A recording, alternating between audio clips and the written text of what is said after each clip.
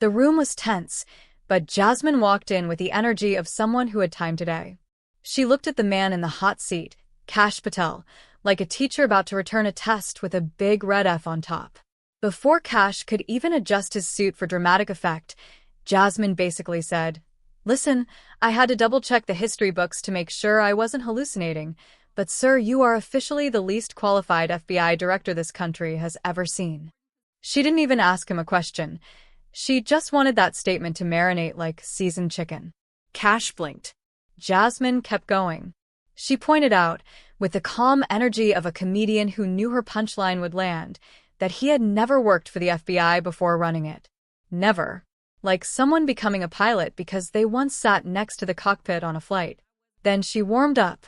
She said he'd been plotting to fire career FBI employees before he even got the job, like someone who hasn't been hired yet but is already planning who they're firing on day one. And the cases he loved to complain about? Yeah, those came from Trump's chosen people, not the people Kash wanted to blame. Jasmine paused, looked around, and said, "People keep saying they feel safer now. Really? The only folks feeling safe are white supremacists. Because as a black woman, I'm not feeling safe at all." A few in the room shifted in their chairs. Kash probably wished he could vanish into his suit pocket. She then listed examples, with receipts, of lawmakers receiving death threats like modern-day spam messages. One colleague nearly got killed. Another's wife slept with a firearm like it was a weighted blanket. Jasmine waved the stack of examples like she was reading Amazon reviews. Without objection, also, without objection. Then she asked the obvious. How are we supposed to trust you when you told the Senate it'll take 14 years, an entire middle school to college journey, just to get the FBI fully staffed? And instead of fixing that, Kash was apparently sending FBI agents to play part-time immigration officers on the streets like undercover extras on a cop show. She wasn't done.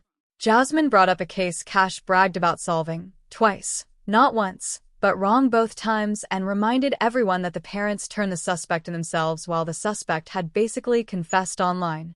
Kash had treated it like a victory lap, but Jasmine made it sound more like someone celebrating after tripping over the finish line and still losing.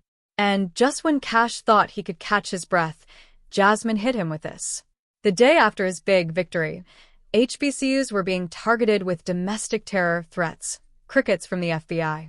She said the black community looked around like, why are we always the ones getting hit with this mess? Meanwhile, the data on white supremacy being a national threat was as clear as daylight. Her closing statement felt like a Yelp review for the FBI under Kash's leadership. 1 star. Would not recommend. No confidence you'll do anything about white supremacy. Our communities are in danger. Children are getting shot, and you're acting like this is a reality TV audition. Kash sat there, probably wishing he could apply for witness protection from the hearing itself.